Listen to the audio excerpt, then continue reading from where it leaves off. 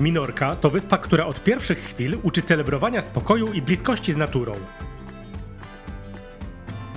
Spędziliśmy tutaj intensywny czas, odkrywając miejsca, gdzie historia sprzed tysięcy lat miesza się z dzikim, skalistym wybrzeżem.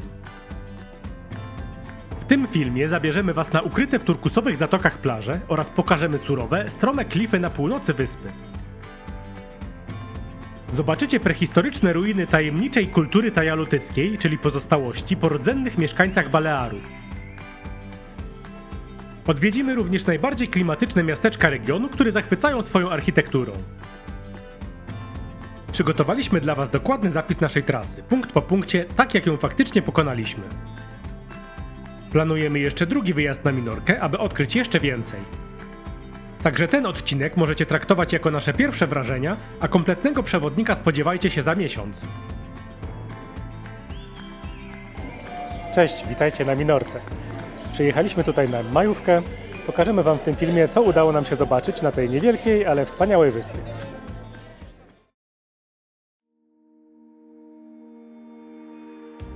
Naszą przygodę z historią wyspy zaczynamy od Naveta des Tudons. To najlepiej zachowany grobowiec megalityczny kultury tajalotyckiej, pochodzący z okresu między 1200 a 750 rokiem przed naszą erą. Budowla ma unikalny kształt przypominający odwróconą łódź i została wzniesiona z potężnych bloków kamiennych bez użycia zaprawy. Wstęp na teren obiektu kosztuje 2 euro. Warto tu zajrzeć, by zrozumieć, jak dawno temu zaczęła się historia osadnictwa na tej ziemi. To surowe miejsce pokazuje kunszt starożytnych budowniczych, którzy zamieszkiwali wyspę w epoce brązu. Ciutadella przywitała nas wąskimi uliczkami i wyjątkową atmosferą dawnej stolicy wyspy. Zwiedzanie zaczęliśmy od katedry Santa Maria oraz klasztoru Esglesia i Claustre del Socors.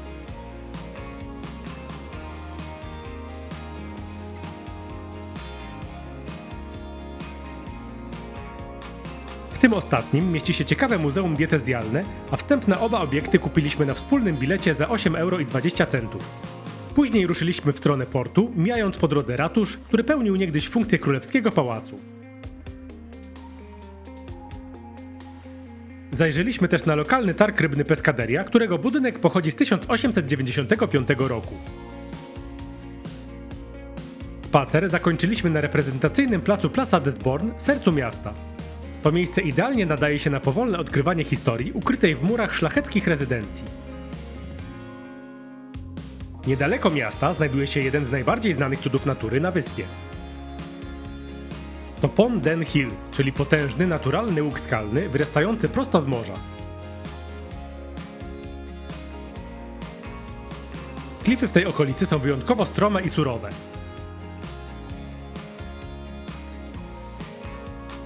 Warto przyjść tutaj, aby poczuć potęgę morskich fal uderzających o skały. To doskonałe miejsce na krótką przerwę i podziwianie otwartego horyzontu.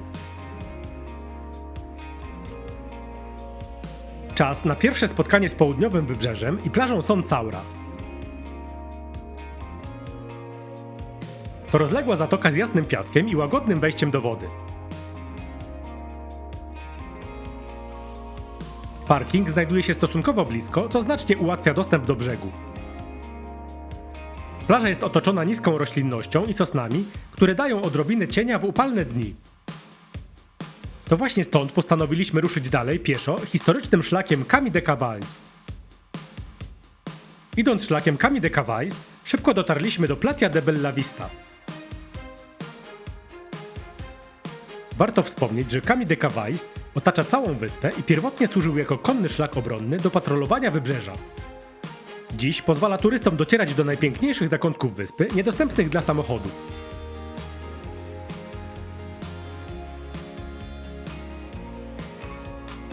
Woda na Bella Vista ma piękny turkusowy odcień i jest wyjątkowo przejrzysta, choć sama plaża jest niestety bardzo zaśmiecona wodorostami.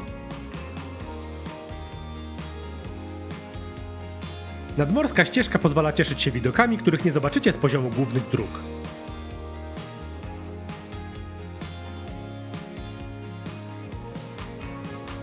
Nasza wędrówka tym odcinkiem szlaku zakończyła się na Playa de Talayer.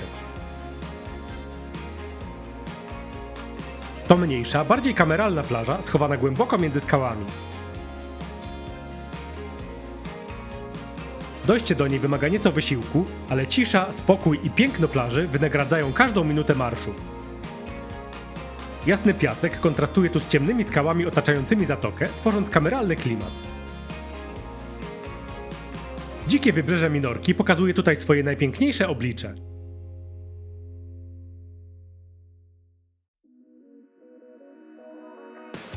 Platja de Son Bou to najdłuższa plaża na całej wyspie, przy której biegło nasze codzienne życie.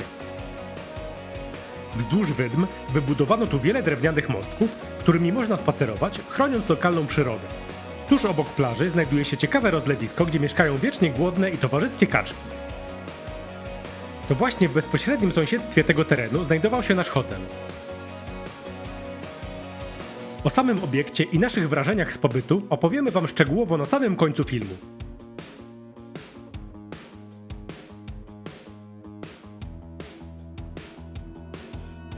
Na północy wyspy odwiedziliśmy rybackie miasteczko Fornells. Przeszliśmy się tutaj wzdłuż zadbanego nabrzeża. Zajrzeliśmy też do ruin Castel de Saint-Antoni, które świadczą o militarnej przeszłości portu.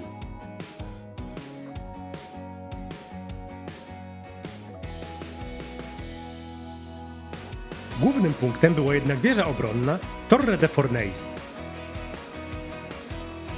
Wstęp do jej wnętrza oraz na taras widokowy kosztował nas 2,40 €. Z góry roztacza się ładny widok na całą zatokę i okoliczne klify.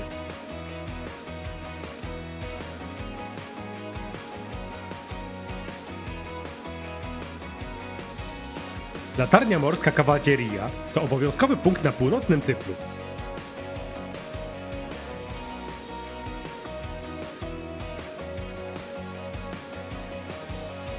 W budynku latarni mieści się małe muzeum poświęcone historii tego miejsca.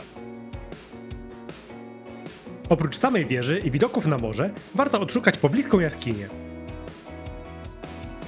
Prowadzi ona do niewielkiego okienka skalnego, który jest świetnym punktem widokowym.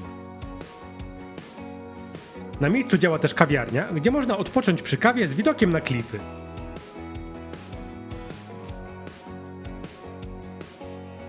Zjazd na południe od latarni zaprowadził nas na plażę Cavalleria. Piasek ma tutaj specyficzny, ciemny, niemal czerwony kolor. Zatoka jest szeroka i osłonięta od wiatru przez wysokie wzgórza. To zupełnie inny krajobraz niż ten, który widzieliśmy na południu wyspy. Surowość natury miesza się tu z intensywnymi barwami ziemi i wody.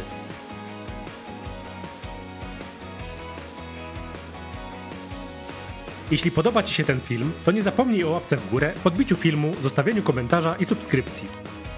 Te drobne gesty naprawdę wiele znaczą dla rozwoju naszego kanału. Zgłodnieliśmy, więc zatrzymaliśmy się w restauracji Binimella.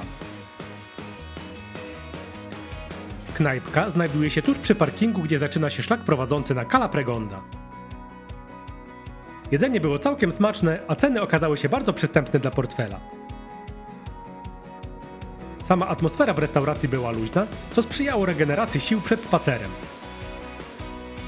Samochód możecie zostawić na ich prywatnym parkingu lub wzdłuż szerokiej drogi dojazdowej.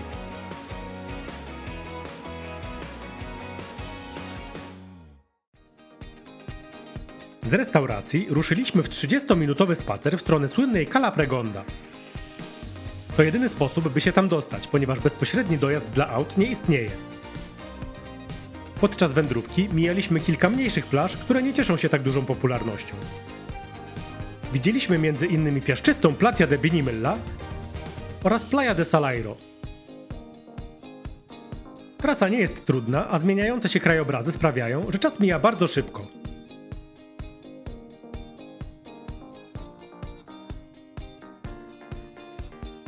Cala Pregonda przywitała nas niemal marsjańskim pejzażem i unikalną atmosferą. Czerwone skały i drobny piasek tworzą tu kompozycję, której nie znajdziecie nigdzie indziej. Charakterystycznym elementem są częściowo opuszczone zabudowania stojące tuż przy brzegu. Zatoka jest chroniona przez skaliste wysepki, co skutecznie uspokaja morską wodę. Warto było poświęcić czas na dojście tutaj, by zobaczyć te kontrasty na własne oczy. Aby spojrzeć na całą wyspę z góry, wjechaliśmy na Mirador Cim del Toro. To najwyższy szczyt Minorki, wznoszący się na około 358 metrów nad poziom morza, na którym znajduje się sanktuarium.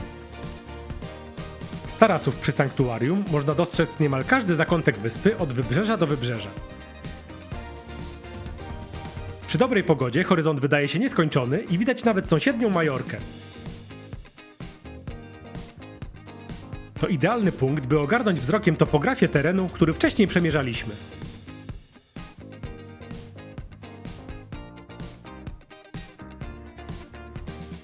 Kolejny przystanek to Torre den Galmes, czyli rozległa prehistoryczna wioska. To jedna z największych i najważniejszych osad kultury tajalotyckiej na Balearach. Wstęp na teren wykopalisk, pochodzących głównie z 1400 roku przed naszą erą, kosztuje 3 euro. Spacerując między kamiennymi fundamentami domów, można poczuć klimat życia sprzed tysięcy lat.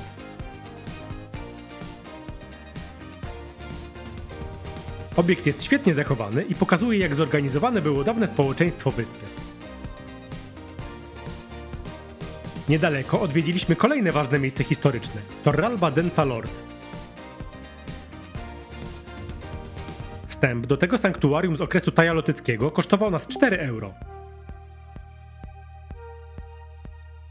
To tutaj znajduje się jedna z najbardziej imponujących tauli, czyli konstrukcji sakralnych na wyspie.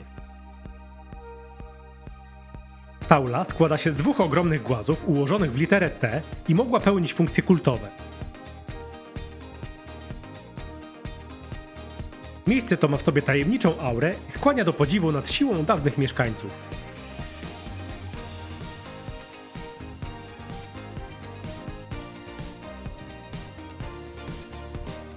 Miasteczko St. Louis odwiedziliśmy głównie z myślą o słynnym wiatraku Molly de Dalt.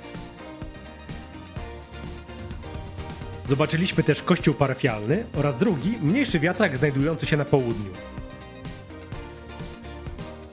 Niestety nasze wrażenia z tego miejsca były dosyć kiepskie i mało entuzjastyczne. W mieście niemal nic się nie działo, a większość lokali i sklepów była zamknięta. Dodatkowo znalezienie wolnego miejsca parkingowego okazało się ogromnym wyzwaniem. Nie polecamy specjalnie tego punktu, chyba że akurat przejeżdżacie obok. Zupełnie inny klimat panuje w Binibekervel, nazywanym często Białym Miasteczkiem. Należy jednak pamiętać, że to osada zbudowana sztucznie w latach 70. jako atrakcja turystyczna. Projektanci wiernie naśladowali tradycyjną architekturę wioski rybackiej z gąszczem wąskich uliczek.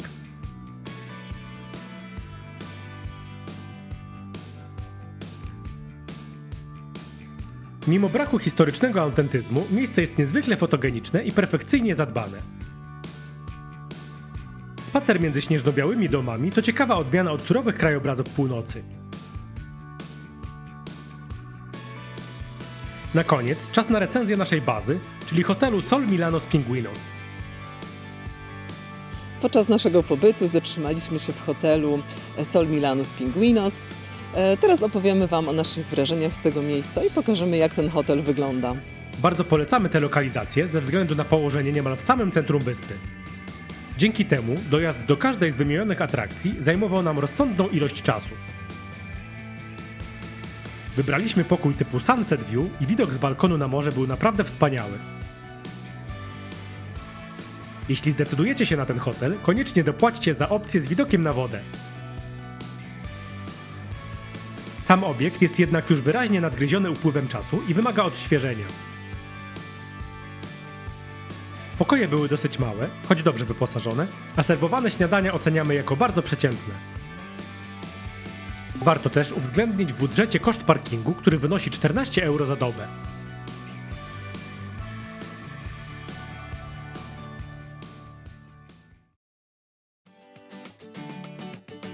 Minorka to wyspa, która nie krzyczy o uwagę, ale powoli odkrywa swoje kolejne skarby. Od prehistorycznych ruin, przez turkusowe zatoki, aż po surowe klify na północy.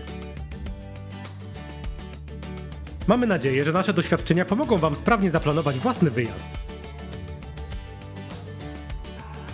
Dajcie znać w komentarzach, które z tych miejsc podobało Wam się najbardziej lub które miejsca powinniśmy odwiedzić podczas naszego następnego wyjazdu za miesiąc. Do zobaczenia w kolejnych filmach. Cześć!